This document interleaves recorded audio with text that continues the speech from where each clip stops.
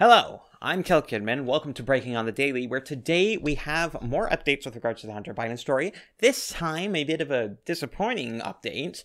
We have Tucker Carlson losing documents with regard to the Hunter Biden story, things he calls damning, and in transit to Los Angeles. Now, this is interesting because it's unclear whether he actually has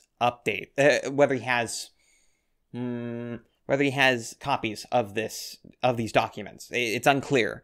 I would imagine he does. I can't imagine a world where he hasn't where his source hasn't photocopied these, but it's fascinating. There's an investigation going on. This is kind of an early on story. We don't really have a lot of updates as of yet. We don't know, for instance, who did it or why, or even where specifically the documents got stolen. And we don't even really know what the documents were because we haven't seen them yet. At least Tucker has not shown them. I imagine that we will be seeing them very soon, but we haven't seen them yet. And so this is an early on story. We're going to continue looking onto this, but we have more stories today. Next one being from the Wall Street Journal, we have U.S. economy likely recovered significant ground in the third quarter. Now this is some positive news. Very good stuff. We're projected to be about 1% of GDP under where we were at the end of 2019. That's really good. That's a V-shaped recovery as far as I'm concerned. I mean, we're talking about in last quarter we have huge drops, but in this quarter we're back almost up to normal. Almost. I mean, we're still 1% down. I mean, that's what the projections are at least, but it's looking very positive at least at this point. Now, what's going to happen from here is a question. I mean, presumably over the next quarter at least, we're still going to be recovering, though, to be fair, slower because the blue states have not opened up at all. I mean, California has been locked down pretty much this entire time and has even put on more restrictions as of recent. New York's put on more restrictions recently. So we're not going to see, and these are huge economic centers, so we're going to have a slowed growth probably in fourth quarter, especially if after the election we still don't have these states opening up, though I find that to be unlikely. I mean, it's becoming untenable at this point. It's clear to me that leaving every single political decision up to doctors is completely ridiculous. And by the way, that relates to our next story, that being one of new audio tapes discovered by CNN that show how Trump bet against science. Yes, these are tapes of Jared Kushner talking about the response to COVID and about how in March to early April we had the doctors were controlling almost the entirety of it. And that's what caused a lot of the lockdowns and things like that. And how in mid-April, Trump was negotiating with the doctors. And they came to an agreement which led to the reopening doctrines that happened in mid-April. Now, to be clear, as is clear from the tapes and clear from the actual response that we saw from the government, it wasn't a complete let's ignore all the doctors, because if anyone read and remembers these opening up doctrines, they were pretty strict. I mean, back in April, they were pretty strict. I mean, they're less strict now, but it's clear there was actually a discussion going on, and that there was likely this was him bringing in the interests of, say, economics or of mental health or these sorts of things which get exacerbated by things like lockdowns.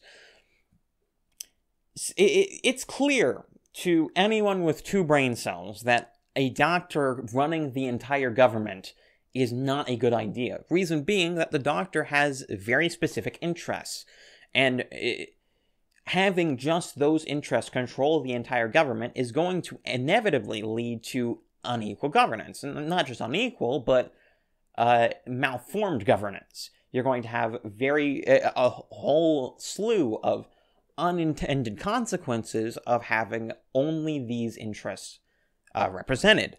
That's why we have the government we do. The founders were very interested in interests and how people's interests collided with each other, and they were very interested in equaling these interests in power so that we could have a equal governance and a free governance. And that's not even to mention how I've already made it my position clear that lockdowns are completely illogical and don't even work on in a logistical sense, where limiting the amount of spaces people can be is clearly not going to work when you're also trying to promote social distancing. There's only so many places people can be, and if you have half the stores closed, well, they could only potentially be in half the stores. I mean, you see this clearly, once again, in restating this from 2 days ago, with restaurants, how national chains are not open, but local chains are, which means that the local chains are super busy at all times of the day, whereas the national chains have almost aren't even open, which means that you have more people in a closed space, not less. When you also go on to things like closing entrances, which is the most illogical thing I could possibly think of when it comes to preventing preventing COVID spread. It's literally going to do exactly the opposite. So these tapes are not as controversial as CNN is reporting them, but that's to be expected. I mean, a lot. This tape, I've listened to them. They're not much. There's pretty much nothing really problematic in there, and nothing really worth talking about on its own. I mean, other than in the context of, yeah, the doctors were almost completely controlling the government for a while there, and they really shouldn't have been. But I mean, that story is just nonsense. But onto the next story, we have Trump reacting to the unveiling of an anonymous op-ed author. If you remember, back in 2018, the New York Times posted essentially a declaration of a coup from inside the Trump administration, and the author has now been, it's been revealed who the author of that op-ed was, and he is now kind of a correspondent for the CNN and those sorts of people. And Trump inevitably, of course, called him a low-level lowlife, a sleazebag. And remember back when the New York Times actually posted this story, they called him a high-level official. He wasn't. He was a chief of staff for I think it was Secretary of Defense? Yeah, I think he was Secretary of Homeland Security. So he wasn't a high-level advisor or anything like that. Apparently Trump didn't even know his name up until, like, today. So that's how that ended up going. And on to our next story. We have another coronavirus story. A coronavirus mutation has now spread across Europe. This is very interesting. I think it originated in Spain with farm workers, and it's unclear what exactly this mutation is, whether it increases its virality or increases its death rate, and it's unclear at this point. But what may become clear, especially if all these reports are accurate, is that coronavirus is here to stay, and there's no scenario in which a vaccine is going to work against every single strain of it if it's this viral. And so it's here to stay. People are going to keep getting infected with it. The best you're going to get is you're going to be able to make a coronavirus vaccine every year for whatever strain you think is going to be there. And as well, you're going to have better therapeutics as time goes on. But it's clear at this point that any sort of economic measures, masks, those sorts of things, are going to be completely ineffective, because you're either going to have to do them forever, which is unrealistic, frankly, or you're just going to have to stop doing it now and learn to live with it. Not any new normal, just treat it as normal, you know. The coronavirus, with regard to younger people particularly, is not very deadly. It's less deadly than the flu. And once we get therapeutics up to snuff, and I think we're very close to that point right around now. I mean, remdesivir has been approved by the FDA, all sorts of things like that. We're going to have, it's going to lower for people who have those sorts of comorbidities, inherent vulnerabilities as well. I mean, it's just going to have to become a normal part of life. That's what coronavirus is going to end up being. Frankly, anyone who says otherwise is either lying to you or is a moron. It doesn't understand how these sorts of things operate.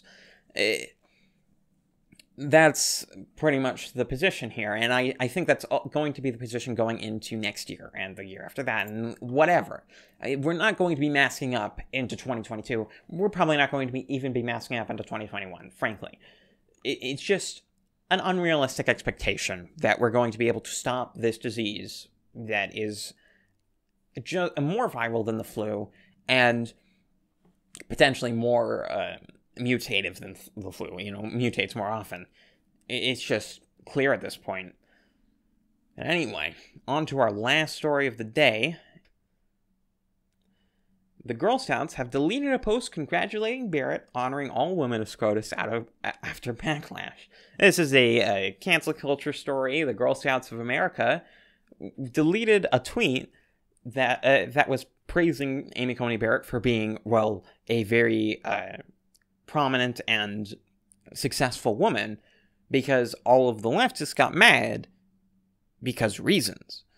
Well, it's becoming cancel culture. It's a inevitable sort of continuous thing. We're not going to have a scenario in which this sort of thing happens, the Girl Scout tweet, and if this doesn't get canceled or whatever. I mean, but it's clear at this point that So, for instance, Brianna Wu was boycotting the Girl Scouts, one of the people who was, up in arms about this. Man, wasn't that a blast from the past, 2015, jeez. But even after the Girl Scouts deleted the tweet, she's still like, oh yeah, I'm still boycotting, whatever. I'm glad you deleted the tweet, but I'm still boycotting, So there's no benefit in bending the knee to these people. It's becoming more and more clear as time goes on that this is the case. And eventually the corporate power structure, particularly if Donald Trump wins the election this time around and the Republicans sweep, that the corporate power structure is going to have to reorient itself. And it's fairly obvious at this point that it is beginning to reorder itself. You see things like alt-tech becoming more popular, mainstream media becoming less popular as time goes on, a lot of that sort of thing, mainstream media being less trusted.